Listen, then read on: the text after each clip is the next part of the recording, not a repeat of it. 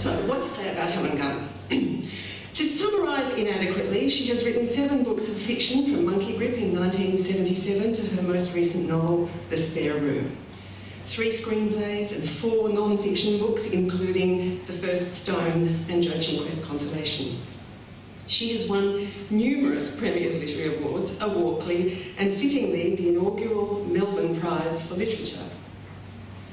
But more importantly for us, her readers, Helen has given us ourselves over and over in intimate, up-close and personal portraits that haunt, sustain and provoke us.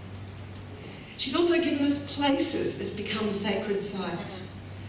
Monkey Grip was written in the State Library, so for me, the domed reading room will always just be Helen's office, even though Roger snuck in there and Ray Lawler, I think, used it before you.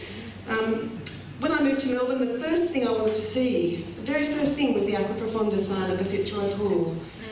I was coming from Sydney, a city of shimmering surfaces, and moving south seemed like a pilgrimage to Helen and her deeper water.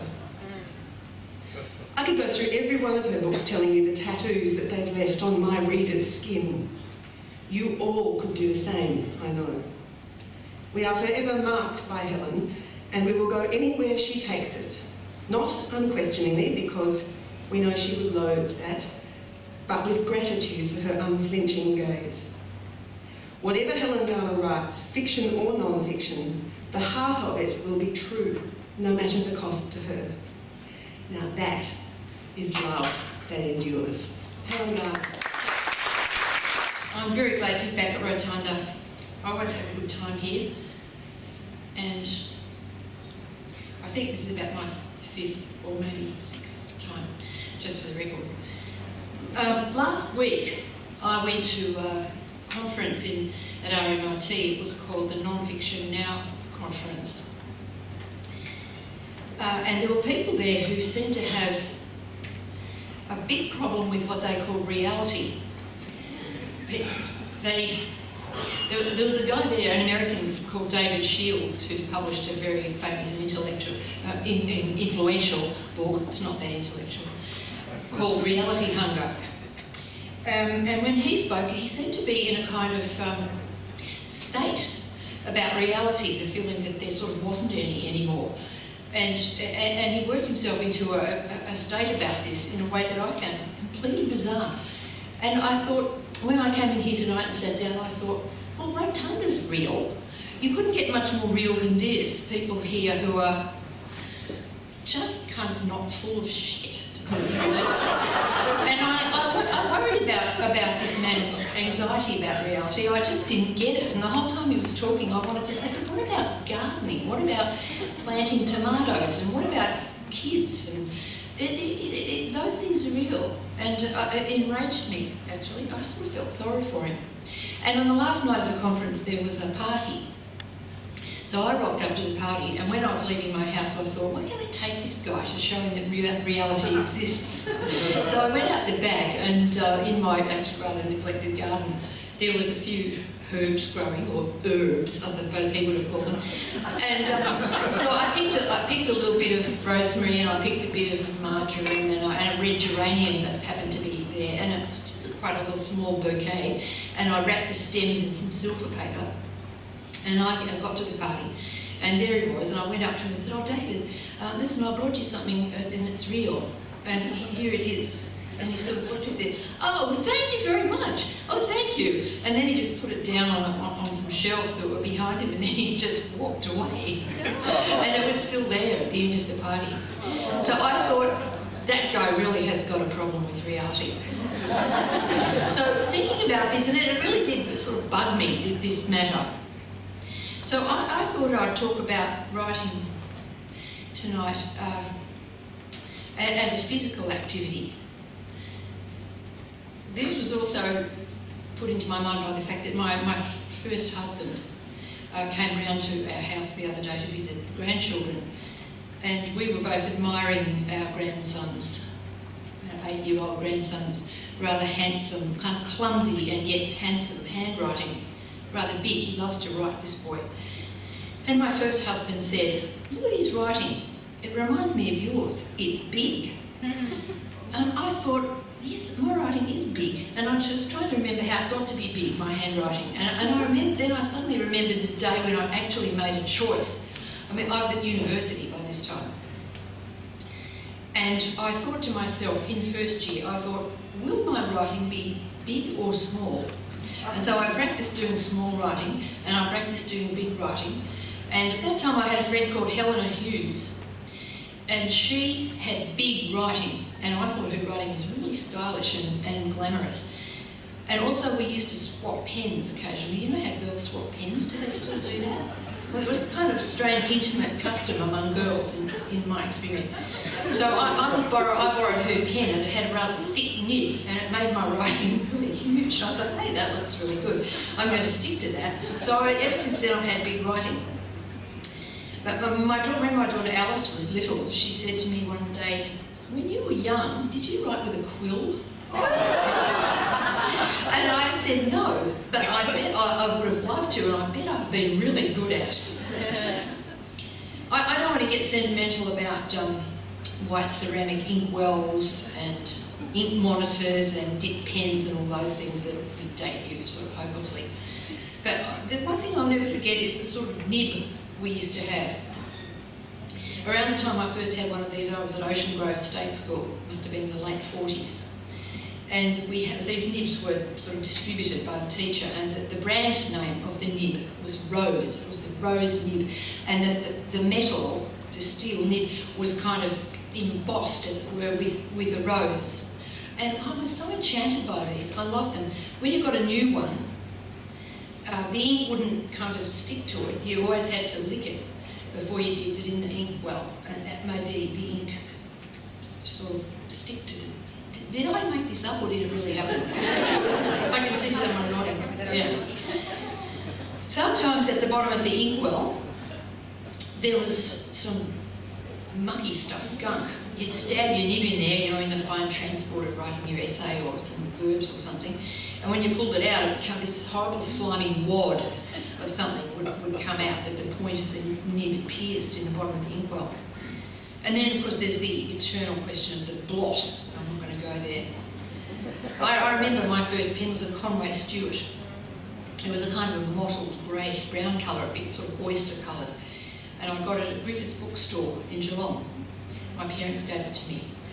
And I still remember a kind of erotic feeling that I had about this pen. It was the most wonderful thing I'd ever owned. It gave me a grown-up feeling of power, a feeling of being taken seriously, and a feeling of taking myself seriously when I used it. It was the first of hundreds of pens that I've had. For a period of about 10 years or so, I used to write with a rapidograph, you know, those like architects' drawing pens with a nib on it like a needle. And I loved them. But I look back on that period now and I see the writing that I did then had a driven, obsessive sort of look. And the reason was you had to hold the pen completely vertical so that the ink would run out. And around that time I suffered a lot from lower back pain. And it didn't occur to me, you know, I had 10 years of lower back pain. The right side of my back was constantly aching. And it wasn't until for 10 years, as I said, that it occurred to me that it might be something to do with the fact that I was using this ridiculous pen, which was never meant for page after page after page. So I got rid of the pen. Lo and behold, my back pain disappeared. I spent it straight. And around that time, I bought a Mont Blanc shorthand pen. Now, they don't make these anymore. It was the most wonderful pen. And somebody mentioned the word tattoo. I think it was you, Arthur. I'm glad you did, because I would like to tell you about my tattoo. It's just there on my finger. And one time I was using this famous Mont Blanc shorthand pen, and it had a sort of a ski jump kind of tip on the nib. And I dropped it, and it stabbed me right in the finger. And all this ink went under the skin. And this would be 30 years ago, and it's still there as my only tattoo. And I feel very, I love it. It's along with my sort of twisted forefinger that you get if you write a lot, and the callus. It's a sort of a battle scar. I feel that it's a mark of honour. I'm proud of it. No one has ever noticed it, and this is the first time I've ever mentioned it to any other people. It did cause a slight damage to the nib when it stabbed my finger. And the nib lost its, it used to have a beautiful silken feel when it flowed across the page. It lost this silken feel. I went back to the shop and they tried to mend it, but they couldn't. It was still perfectly functional, but it's less than perfection. It licensed me to go skulking into an upmarket pen shop in Sydney, where I was living at the time, and buy myself a second Mont Blanc, so now I've got two. I still use both of them, and no other pen matches their classy smoothness, but I can't take them out of the house, so that creates another problem. In recent years, I discovered the criminally wasteful, non-green Pilot V pen.